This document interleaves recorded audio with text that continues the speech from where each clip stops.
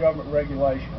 Whether it's the airwaves that are controlling the clock radio when the radio station comes on, when the radio comes on, the taxes on the coffee, the taxes on the gas that you use to get to work, the fuel mileage of the car that you're going to drive to work, or the light bulb that's in your house. The federal government has decided it's in their interest and in your interest that you not be able to have an incandescent light bulb in your house after the year, what, 2012 or 2011?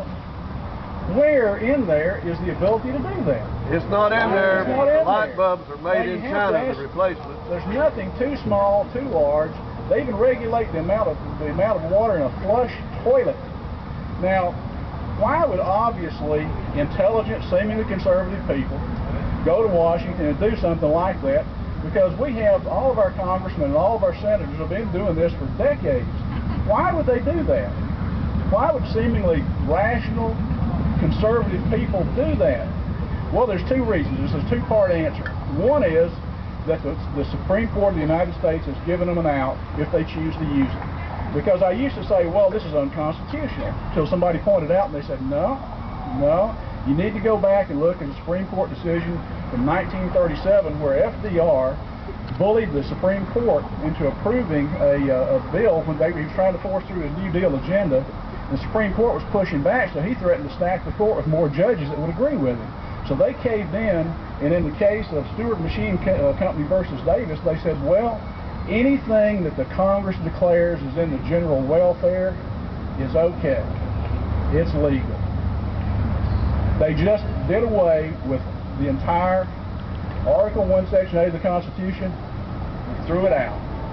Because what they just did with one sentence, with one decision, was they just invalidated an entire section of the Constitution. That was just wrong. Now, one of the things that you can look at that and say, well, you know, that maybe that's really what they meant. No, I feel that.